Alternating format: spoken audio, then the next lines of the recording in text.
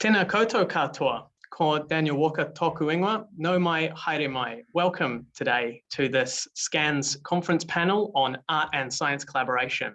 I'm Daniel Walker from the Science Media Centre. SCANZ is short for the Science Communicators Association of New Zealand. It's a network of people who tell stories about scientific topics, hold regular events for people who are keen to hone their storytelling skills and connect with other professionals. Just a quick note, the session's being recorded for viewing later. And the Q&A will be at the end of this panel, but you're welcome to write your partai questions into the chat box at any time. Please make it clear who you're directing your question to. So today, Drawing Science was a workshop to foster collaborations between scientists and illustrators. It was itself a collaboration between the Science Media Centre, the Spinoff and Daylight Creative. And a big thank you to NZ On Air for supporting this initiative through their industry development funding. The idea itself came about from Toby Morris and Susie Wiles's talk at the SCANZ conference last year. Just a quick note as well, today we're launching a contact directory for illustrators who want to work with scientists on bringing their research to life through drawings, animations, infographics, and so on. We'll put the link in the chat shortly. There are also some other resources around working with illustrators for scientists that we'll talk about towards the end of the session. So today's panelists are Associate Professor Margaret Stanley, an ecologist at the University of Auckland, working primarily on urban ecology and invasive species. Ciléin Kearns, a doctor and medical illustrator who's investigating potential clinical roles for comics in healthcare. Dr. Hemakumar Devan is a research fellow at Otago's School of Physiotherapy and a pain management physiotherapist who's researching how to empower people with chronic pain through self-management support. And Pepper Raccoon is a digital and ink illustrator who creates original artwork as well as merch and commission designs for commercial and private clients, including science organizations. But first, I'll hand over to Toby Morris, creative director at the Spinoff, and one half of the incredible COVID-19 comic collaboration with Susie Wiles, for a rundown of what happened on the day at Drawing Science. Kia ora tātou. Thank you, Daniel. My name's Toby Morris, and yes, I'm the creative director at the Spinoff. I wouldn't have called myself a science communicator. Can you hear me? Yeah, we can hear you fine, Toby. Cool. Yeah, I wouldn't have called myself a science communicator probably a year and a half ago. So this whole sort of world is relatively new to me. I started working with Susie in March last year, and the collaborations we did together were really successful, and to me, an example of a massive potential, I think, for scientists and illustrators to work together. I think illustrations are really kind of uniquely, have a unique way of being able to sort of cut through a large amount of information in a really concise way. Following on from what Susie and I had done, we kind of felt like there wasn't really any reason that the success of what we did was would not be able to be replicated.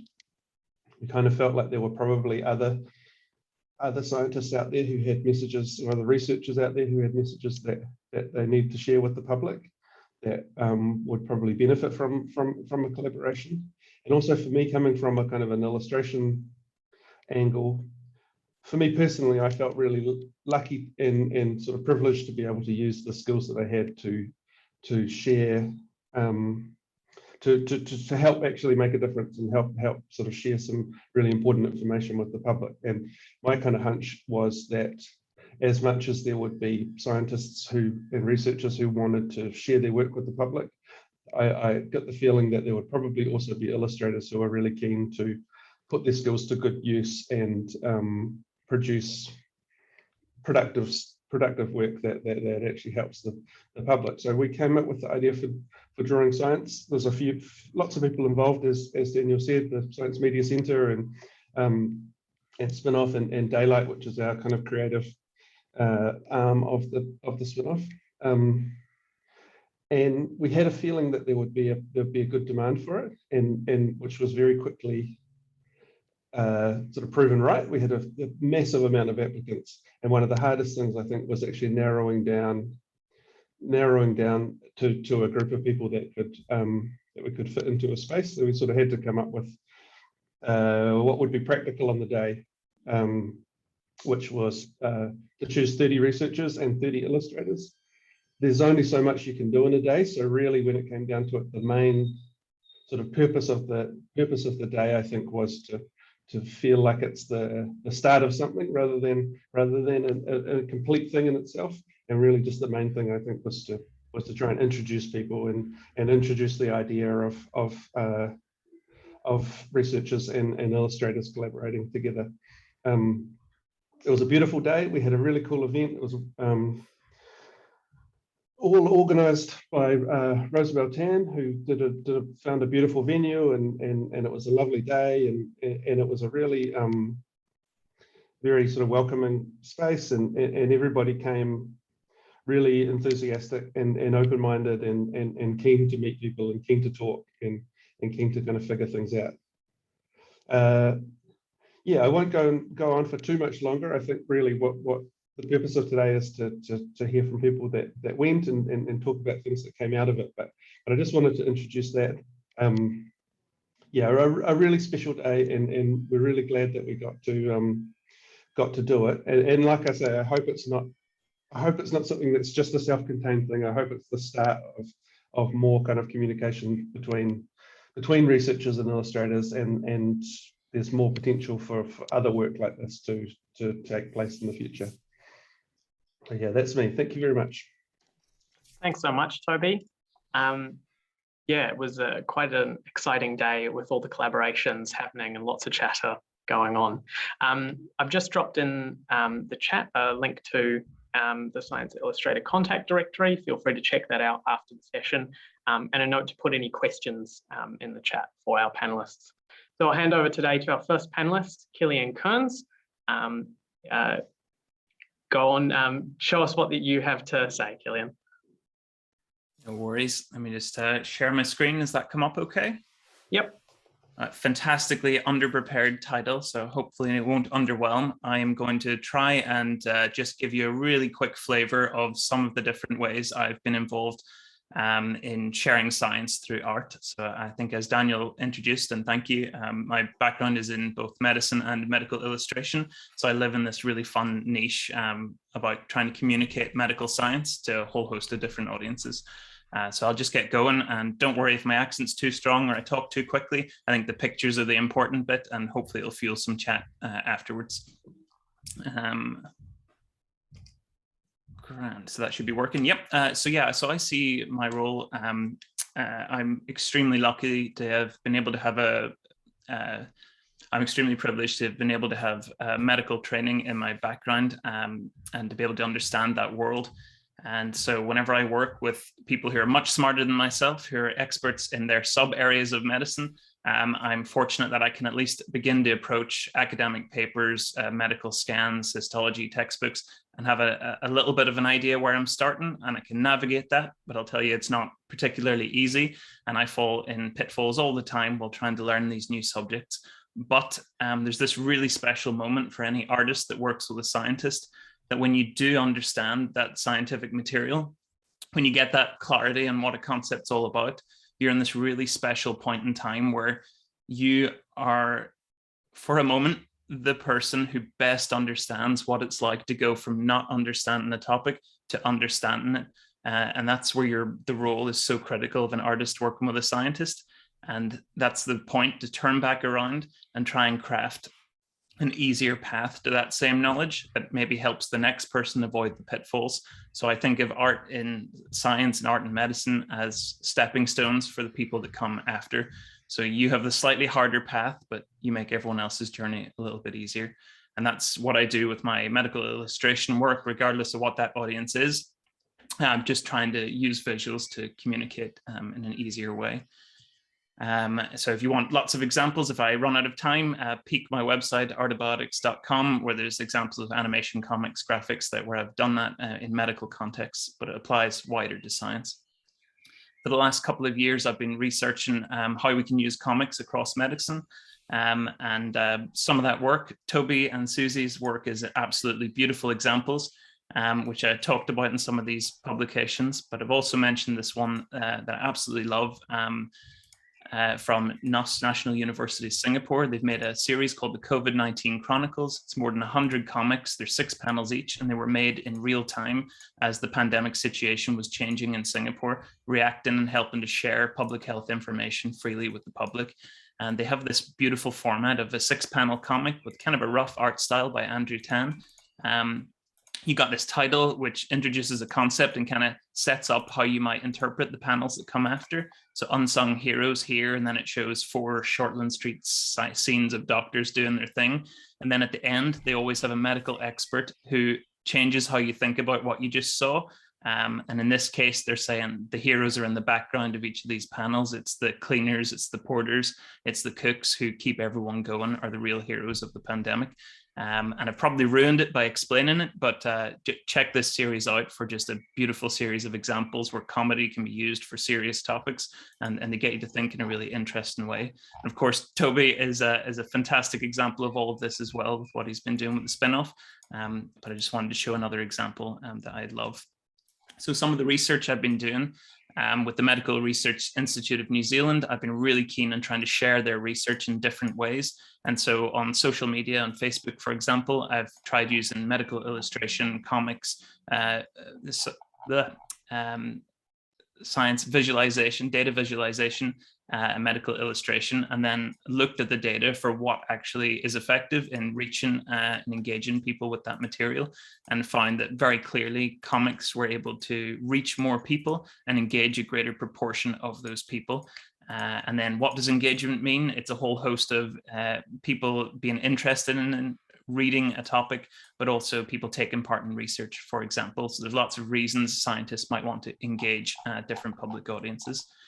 And so talking about that, for example, a little comic used to help share asthma research and recruit people to study at a local level using comics. And I also tried scaling that up on a national level, and found I compared 2 approaches of sharing an online survey about pandemic research in a standard approach with just a logo and kind of the typical scientist way of take part in our research, give us some data, and then we'll publish it in academic spaces, and trust us, it'll make a difference. But it's not really, that's as far as it goes. And I tried a different approach where we illustrated the whole thing and promoted it as find out how your answers compare with the rest of New Zealand, find out immediately at the point that you finish the survey, and I illustrated the survey to help so the questions made a bit more sense as you went through. And at the very end, they were immediately presented with a summary of the data, this dynamic, simple comic that presented how their answers compared with everyone else's who'd answered so far. And what's cool about this is that for about $500 of New Zealand, 500 New Zealand dollars, we got nearly 19,000 responses in 6 days. And anyone who's done research will know that's really crazy for low cost, high reach and return. And also, hopefully, we gave something back to everyone who took part. I've also been using comics to try and improve informed consent. So it's important for people who take part in surgery, take part in research, that their decision to take part comes from an informed place, so they know what they're getting themselves into. Typically, informed consent documents are between 12 and 20 pages long. Over time, they've been growing in length, and people's understanding has been decreasing, which is terrible. It's the opposite direction you need things to go. So I'm trialing for a children's asthma study, summarizing one of those big documents into a 2-page comic that visualizes some of the ideas that are, things they're less familiar with, like treatment and investigations, and seeing, does that help children and their parents make the decision about whether or not to take part in research. You can also use it in clinical applications, where some recent freelance work I was doing for Great Ormond Street Hospital in London was with a consultant nerve surgeon, Mr. Tom Quick, to explain a thing called brachial plexus injury. So that is this really what can be a devastating diagnosis. It's an injury that happens during childbirth, where the nerves that connect the spinal cord to the upper limb or the arm get damaged, and it can lead to paralysis, and the arm can struggle to grow. And so what he found is that his patients, parents, when they find out about this diagnosis, it's a really devastating time, and it's really, really hard for them to see a future, because their idea of what was going to happen with their child has suddenly changed. So part of the output for that work, I created this little, how do I explain it, a little poem comic, a visual letter from a patient in the future back to their parents to kind of show them that there is a path forward. So this is just excerpts, so the poetry won't match up, but just showing the pathology, showing that their child was unfortunate, they needed surgery, but with intense physiotherapy and over time, things improved. They got more and more function in that arm. And although it wasn't the life that maybe the parents hoped for their child, they were able to do everything that they wanted to do over time. And that's just one little example of trying to show a future and a path forward, literally with visuals based on real stories and the real clinical path. Similarly, I've played with animated comics. Sometimes it's more conceptual work. This is showing a nerve injury, is a bit like how some worms are able to heal. The worm dies off from the point of injury, but also grows back from that point, explaining how nerves kind of recover when they're intact enough. Timing, I think I'm okay to go for a little tiny bit longer. One more example of trying to explain a clinical concept. Oxygen is one of the most commonly prescribed drugs that we give, and that's because every single cell needs oxygen to survive. If you and they'll suffocate without it, and it leads to things like heart attack and stroke. Wounds don't heal post-surgery. But the problem with giving oxygen is every cell, once you process oxygen, makes toxic little puts called free radicals, and they damage the tissue around them if they're not detoxified. You can only detoxify so many per second. So if you overload someone with oxygen, it causes a whole host of problems too. So if both too little and too much oxygen are a problem, we have to try and keep patients' oxygen in a really safe level. And it's a really important concept for all people involved in healthcare to be aware of. And I don't want to go too much further, but I'm going to skip over some COVID-19 research. But really, I just want to end on, just wanted to give a whole flavor, but I think comics are truly wonderful for sharing science for a few reasons. One of the main ones, we share information and stories when we share the way we intend to. It's what you do when you come home after work or when you chat to people. We don't frame things as a series of bullet points. We put them into context that people care about. If you can get people to care about science and the facts that maybe you want to share, get them to think about it and get them to keep coming back for more information from a trusted source, that's a wonderful thing you can achieve with comics. But also, you know, we often, whenever you try and present too much information at once, it's overwhelming. Breaking something into a series of panels where you can build up a detail over time in a story you maybe care about and as a format you can remember, then yeah, I think the chance of successfully sharing science just goes up and up. Yeah, I'm going to end it there, and hopefully that's some fuel for thought later. But thank you very much for your time. Thanks so much, Ciléin. Fantastic to hear that. Love your art style and really appreciate that comic, especially at the start, kind of showing how as an illustrator you can smooth the path for those following along. We've got a few questions from that. We'll get to them towards the end. But now we'll hand over to ecologist Margaret Stanley for a look at a bit of the other side as a scientist collaborating with illustrators. Kia ora koutou. So I guess for me, it was a really awesome opportunity to go to this workshop. Most of my science communication is being done face-to-face with talking to audiences and engaging with people in school groups or writing blogs, that sort of thing. But I guess interestingly, reflecting on this, I'm quite a visual learner. So when I have meetings with my postgrads about their research design or their projects, we're constantly doodling on the pad, trying to understand what they've done or what we should do. And here's a patch of bush here and one here. So I can see that I learn better visually as well, but I haven't tried it the other way.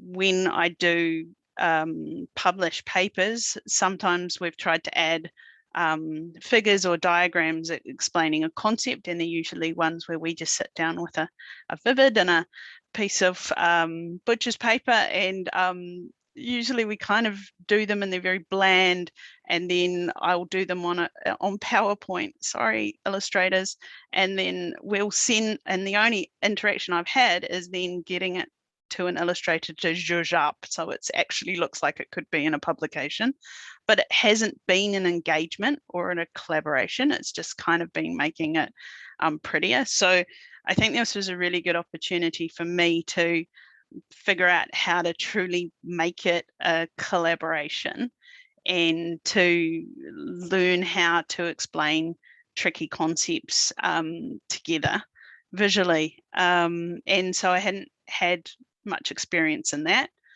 I purposely and maybe foolishly took, I think, one of the hardest concepts I'm having trouble getting across to the public, and that's around best practice weed management, which ironically enough is a little bit similar to the COVID thing, which is why I really wanted to go after seeing Toby and Susie's work in this area, was except we're dealing with a whole lot of weeds that are at different stages, ones that have just come in, ones that have been here for a very long time, and how do we choose which ones to manage, and at what level of management, so eradication or the elimination strategy versus live with it and protect, I guess, instead of hospital capacity, we're protecting high value conservation areas.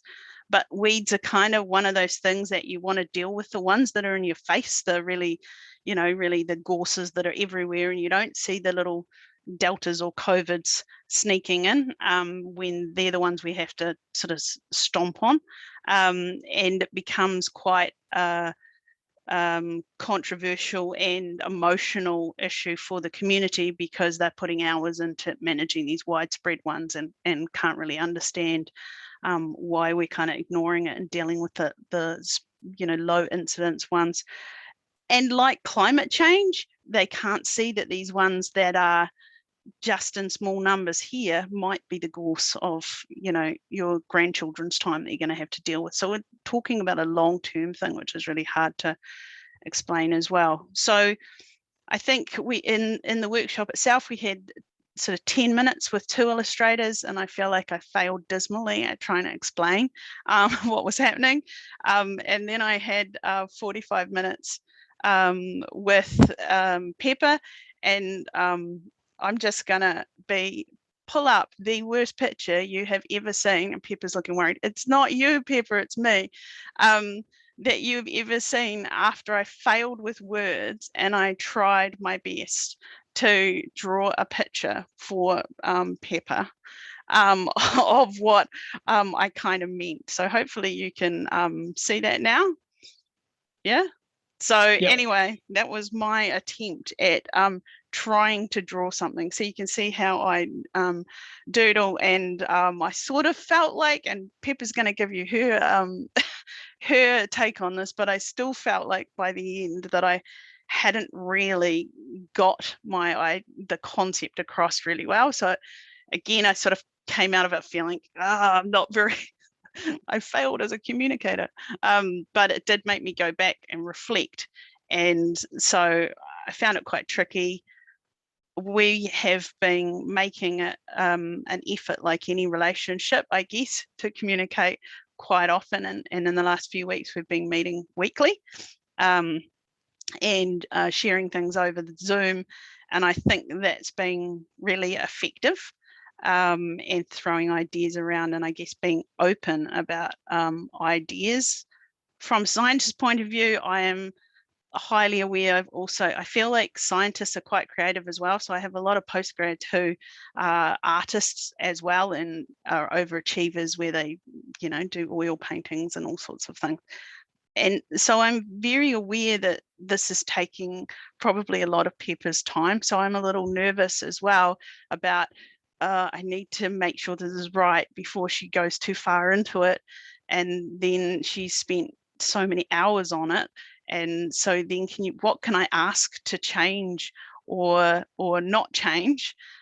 So still working through that one with like any collaboration. And the other thing, I guess, is around nuances as a scientist, letting go of some of those, trying to make sure nothing's explicitly wrong, but letting go of perhaps some of the nuances that you were trying to get across. You can't get across everything in that visual. And so having to make very clear decisions in your mind about, well, that's fine as long as we've got this, then there's nothing inaccurate. So, but it's quite, should have started with something not so complex, maybe. It's like, here, Pepper, go with this.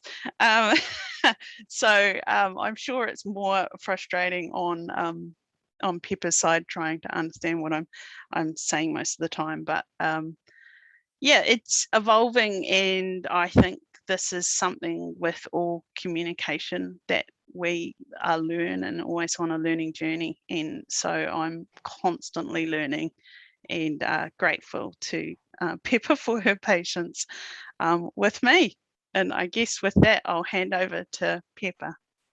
Thanks so much, Margaret. Yes, over to Pepper now, who you might have heard is collaborating with Margaret on this topic.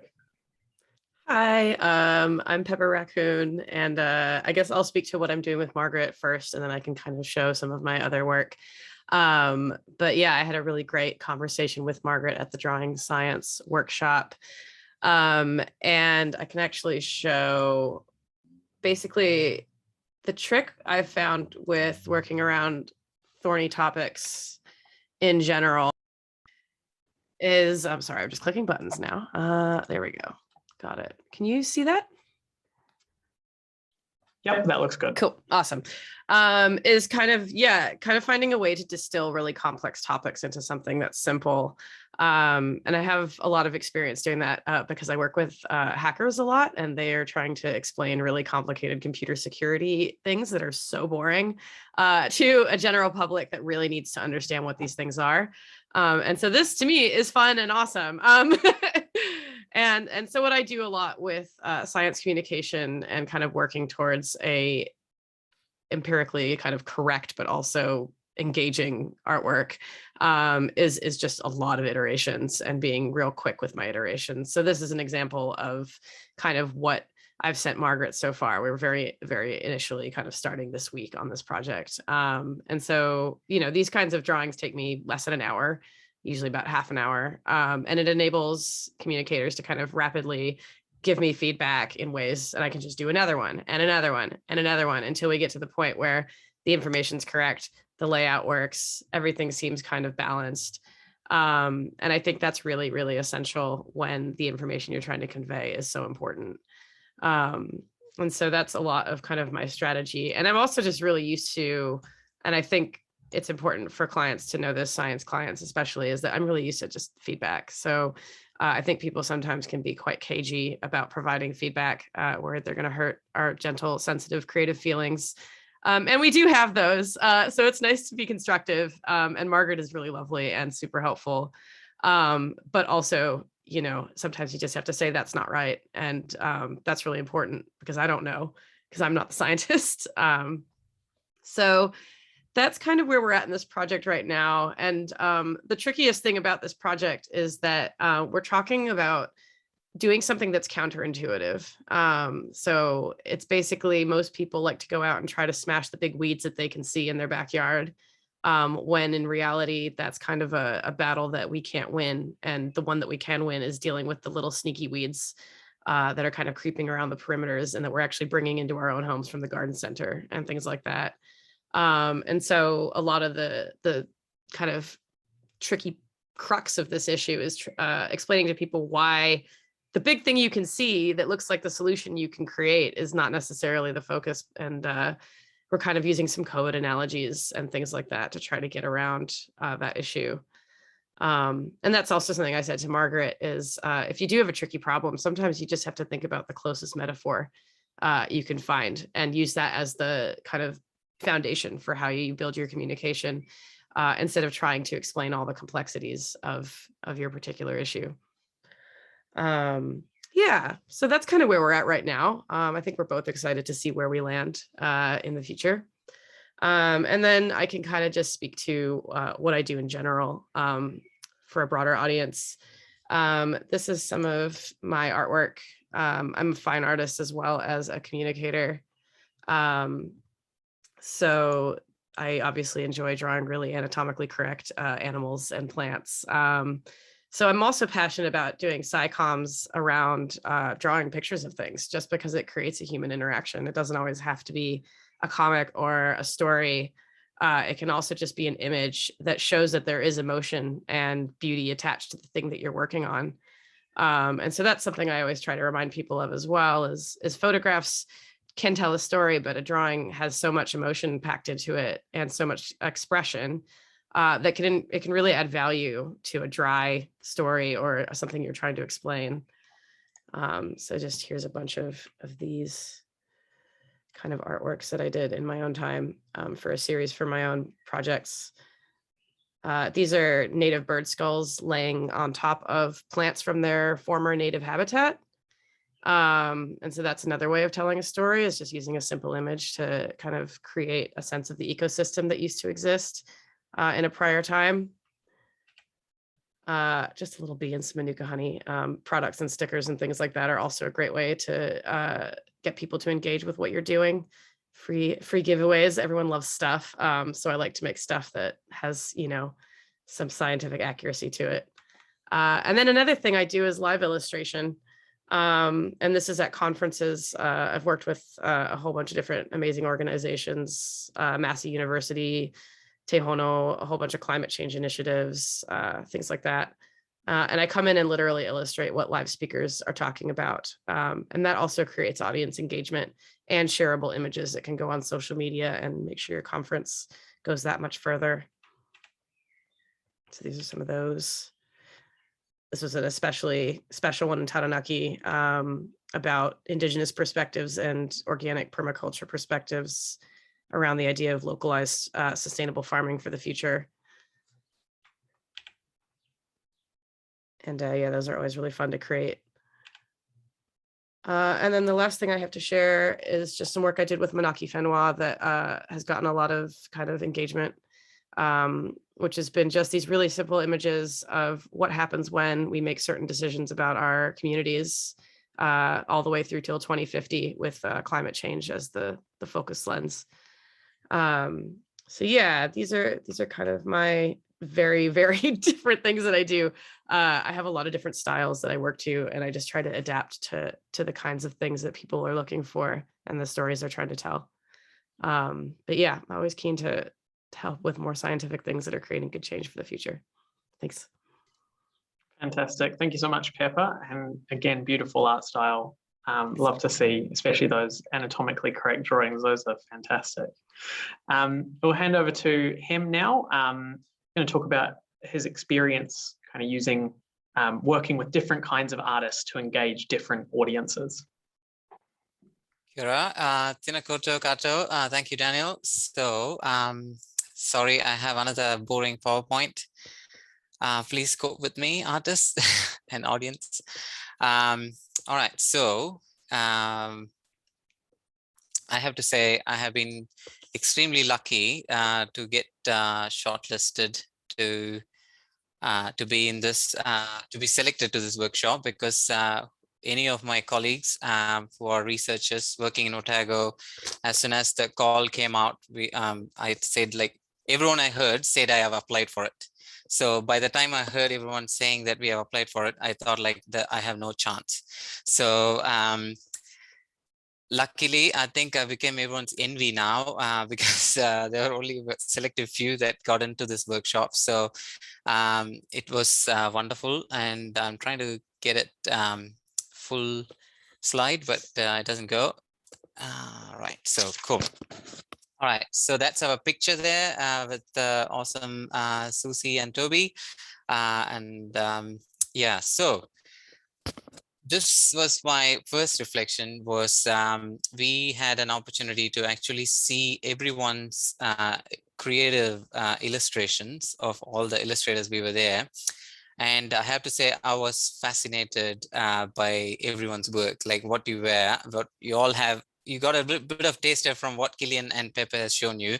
So imagine like there were like 10 more of them, and everyone was displaying what they can do. And I was so amazed. And we had the speed dating that Margaret was explaining. And I have to say, like I had an idea to communicate, and I came out with like 5 different ways of communicating the same idea visually.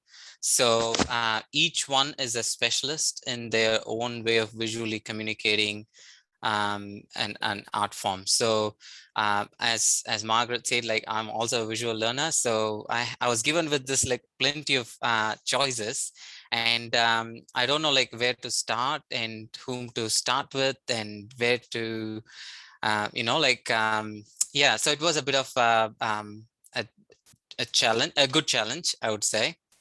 And then I have to be, as a researcher, you need money and all these wonderful artists, because they to acknowledge their expertise, you need money. So I was waiting for an opportune timing to get some funding, and also for an opportunity to work with them to communicate what I'm currently doing in terms of my research on chronic pain.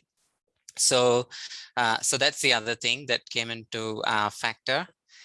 And luckily, I have got connected with 2 artists from the workshop. So I will share briefly in the next few slides about the stories and the outcomes that have come out of the Whakawhanongatunga that's been established, which is ongoing. And as Margaret said, it's quite a learning opportunity, because we have never had this opportunity before in terms of collaborating. So I'll share like some of my insights.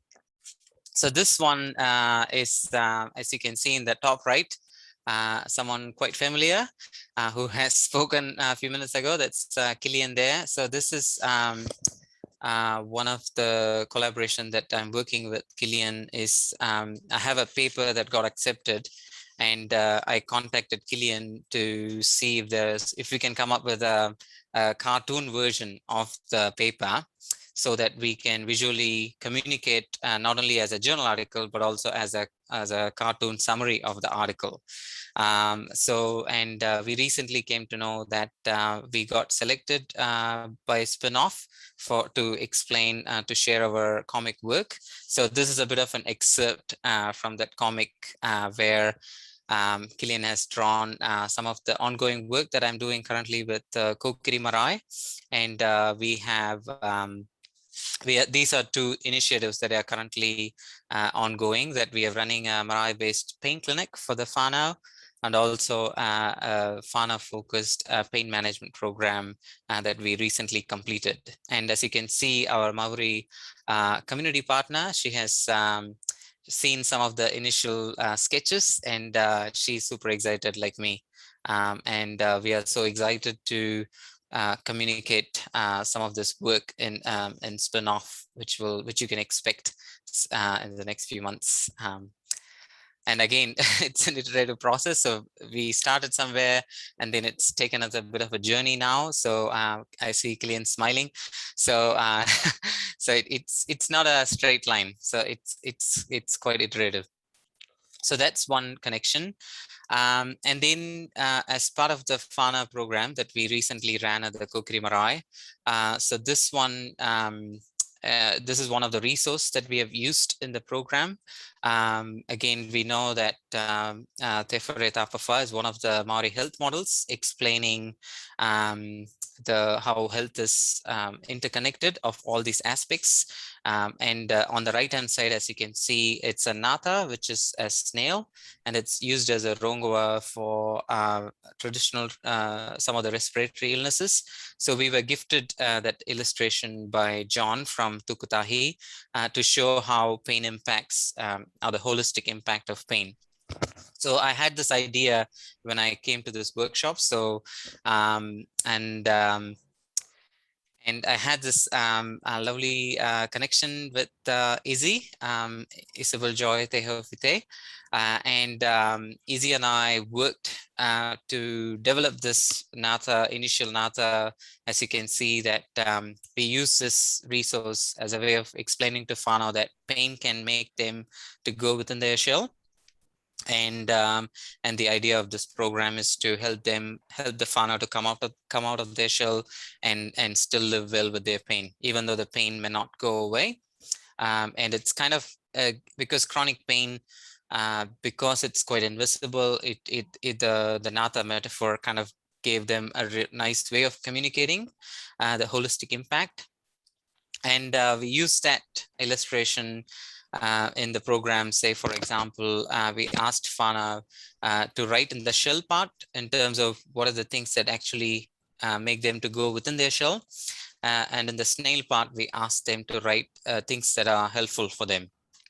And as you can see in the red part, in the shell part, whānau wrote about the whakama of being in pain and also asking others for help, and the pain itself, the mamai, and the being isolated and disconnected because of being in pain.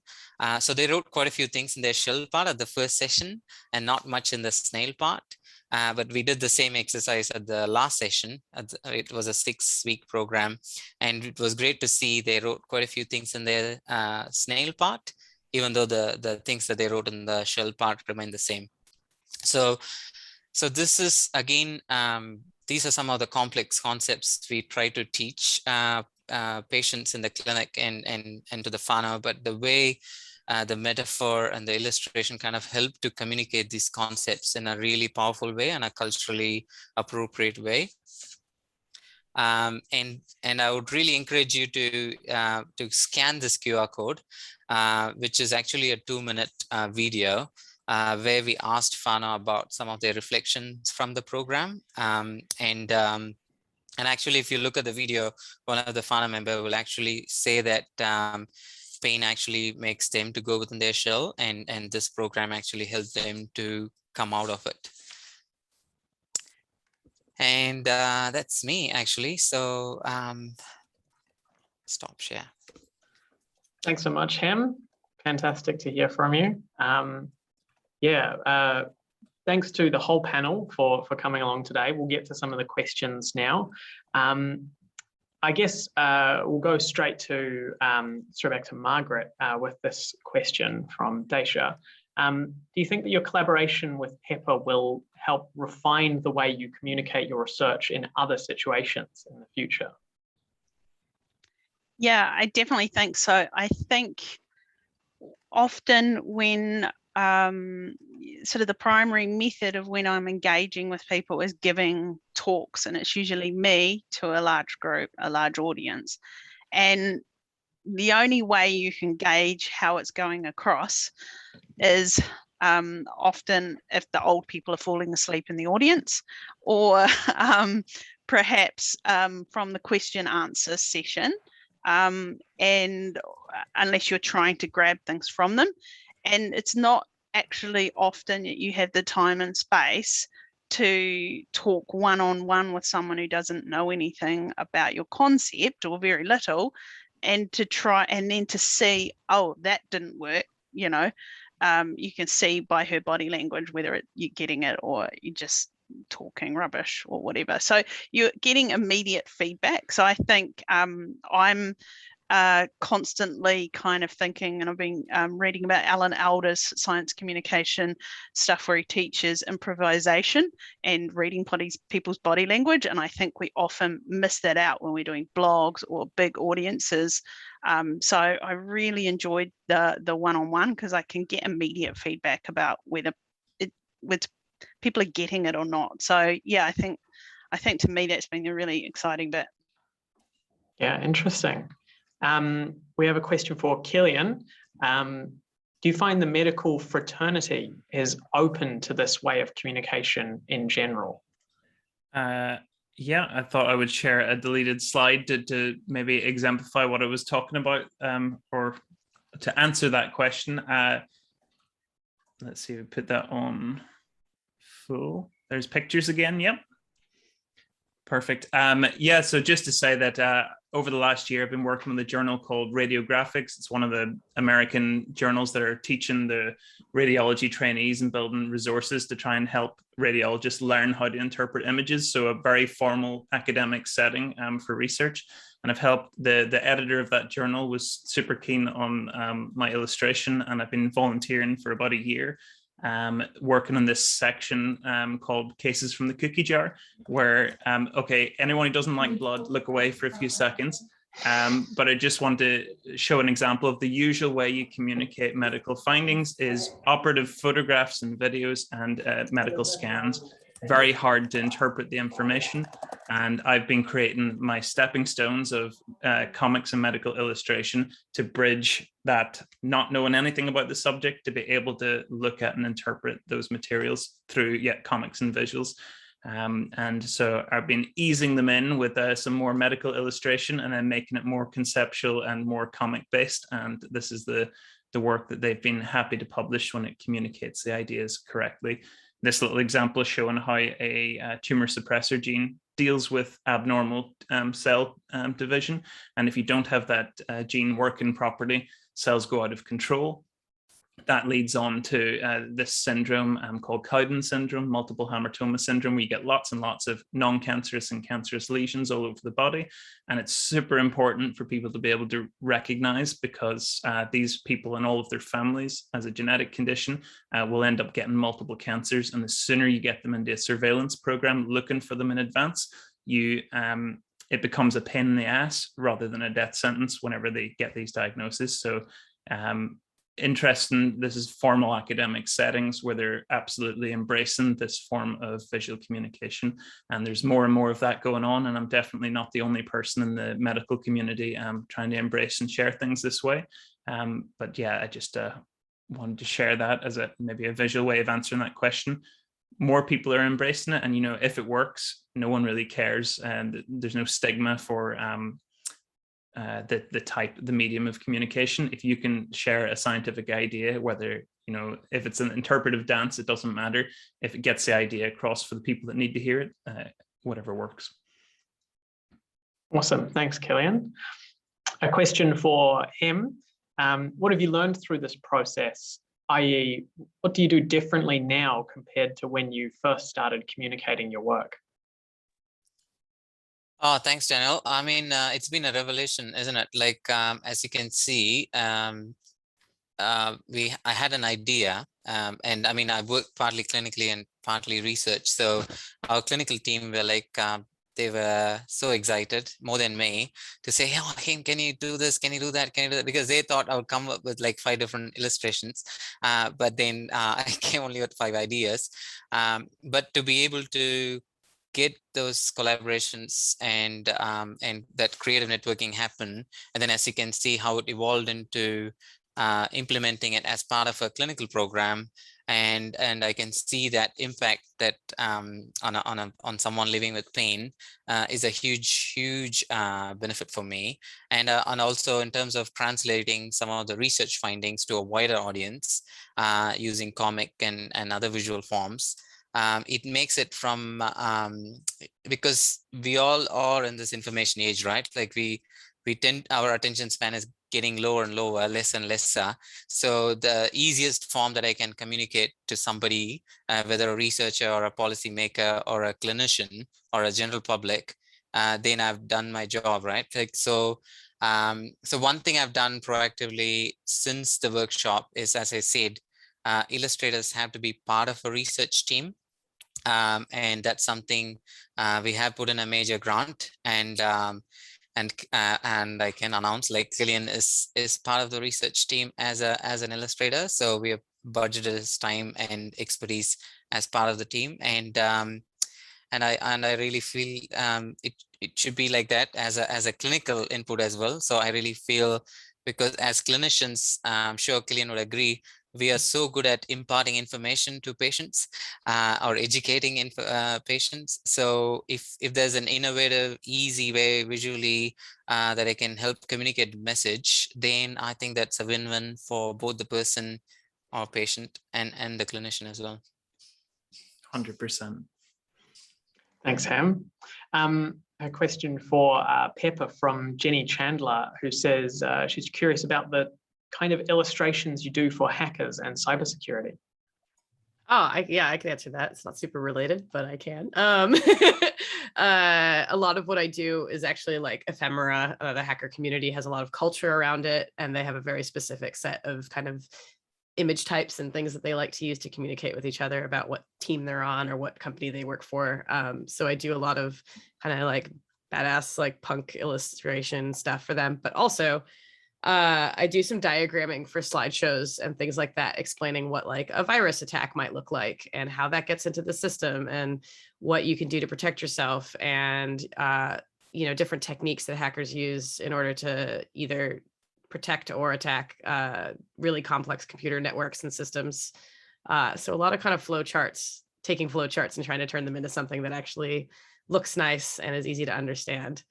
Yeah. And it's not that different from, medical psychoms. Yeah. Absolutely. Yeah. And agreed on that, Ciléin, as well. At the Science Media Centre, we work, our kind of interpretation of science is quite broad and definitely includes a lot of computer science experts. And obviously with stuff like the Waikato DHB cybersecurity attack, it really calls for that scientific expertise. So hearing about that in more accessible ways is definitely useful. And I imagine computer scientists fall into many of the same communication traps that many other scientists do as well. So a question for Toby, but I guess we can throw this open to the group, but we'll go to Toby first. About the project Drawing Science and what kind of outcomes you've seen from these collaborations. Yeah, that's a good question. We have, I mean, like we say, part of it is just wanting to introduce people and get people meeting each other and working on stuff for themselves. And part of it for us at Spinoff is also comes from a desire to want to run more of this stuff for our audiences. Budget is always a challenge for us, like for all of these kind of projects, is sort of paying for, and I guess in both illustrators world and researcher world is a familiar kind of challenge. But finding money to pay for it is always the thing. But we have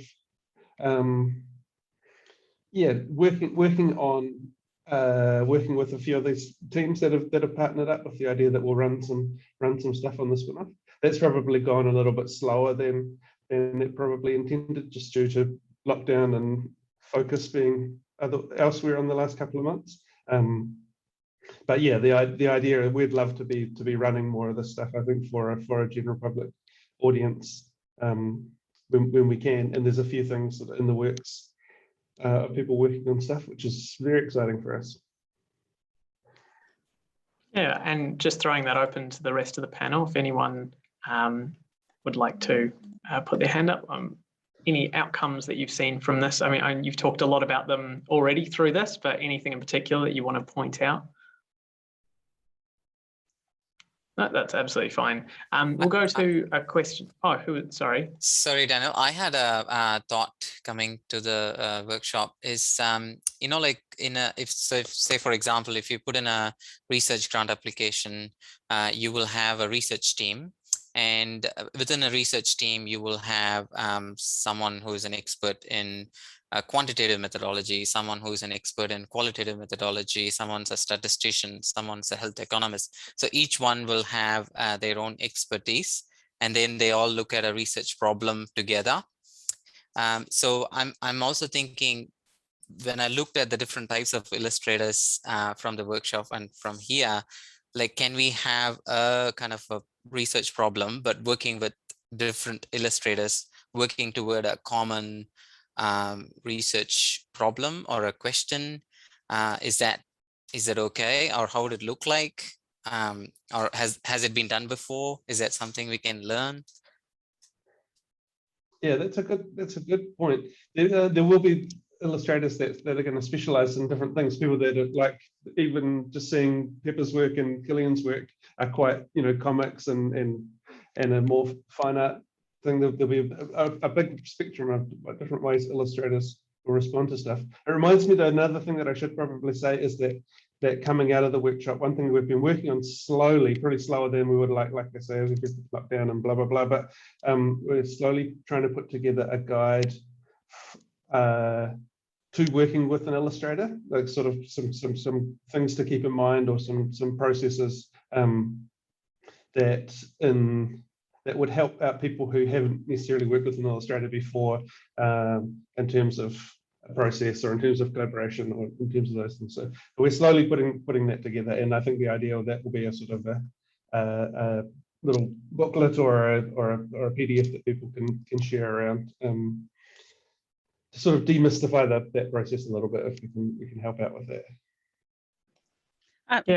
Just to add on to what Hem was saying, I think that for me it's always been, here would be an illustration for a paper or at the end of a project, which often is, and I see someone else has asked a question about graphical abstracts, is often you've got no money left to pay the page charges for the journal, let alone an illustrator. But that's where we would traditionally use it, and having seen what these artists can do and the live illustrating that Pepper does, I mean, I can really see the potential for when we're in a research collaboration workshop trying to nut out what we're going to do, to rather than us scribbling aimlessly on a whiteboard or something, to actually have an illustrator there would probably cut the time in half and come out with something much better. So I think that we're used to kind of a tack-on approach, but I agree with him that we could do this a lot better. Fantastic. Yeah, and actually, do you want to talk a little bit more, just very briefly, to that trend of graphical abstracts in the literature? I mean, is it something you see as useful in general, and is it, I guess, better well done by contracting in that kind of, or including that external illustrator rather than like you said, a scientist trying to put it up in PowerPoint? Yeah, I think I love them, and they help. I certainly even use them in my teaching, right? Like, here's a paper and they're usually full of models and tables, but if you can pull out that graphical abstract, you can immediately get it over to students. But often by the time you come to publish, there's no funding left for that research at all. And so for most of us, unless it's a big grant that's built in funding, then you just tick the no box for the graphical illustration. So I think it has to be part of funding, and I would like to see it institutionally, and part of the grants, the big grants, but also in our institutions, that there are funds available for this, just like we're all struggling with journal publication costs as well, that's actually part of the whole research process, not maybe tack on at the end. Fantastic. Thank you so much, everyone, today. We'll wrap it up there. Thanks, everyone, for your questions. And thank you all to the panelists that we have here. Stay tuned, stay on the line. Straight after this, we will be announcing the Excellence in Science Communication Award. But just as a bit of wrap up, I'll just put in the chat, we do have a reminder again, we have the Science Illustrator Directory, which we're launching today. So that is a kind of visual look into a bunch of scientists, a lot of the ones at Drawing Science, and it's also open for illustrators to apply, to put their name forward to be included in this directory. You can get a taste of their art style and their background, and their contact details there to get in touch if you are looking to start some of these collaborations yourself. So I'll just drop that in the chat now. We also, as Toby mentioned, have the illustrated guide for scientists on working with illustrators. This is intended to be a free resource, and it's aimed at science communicators, scientists, people who are looking to work with illustrators. That is still in progress. Contact the SMC for more information. Our email and phone numbers are on our website. that's being commissioned from the Spinoff should be ready by the end of the year potentially. And a couple of other links as well, just while that guide is still in progress. There is an organization called Lifeology. I've just dropped some links in the chat there. They have some guides along a similar lines around how art can improve your science and how to prepare for a science-art collaboration. So do check those out. If you're looking to start one of these yourself, they will hopefully pair very nicely with the directory. Have a read through that and then have a look at some of the illustrators that are there, and do feel free to share that link around. We'll be promoting it on our socials at some point as well. So thanks everyone for attending. SCANZ has an exciting opportunity coming up as well to join the SCANZ executive. There are a number of vacancies, so keep an eye out for the call for applications soon. And as I said, stay on the line. Right now we have the SCANZ president,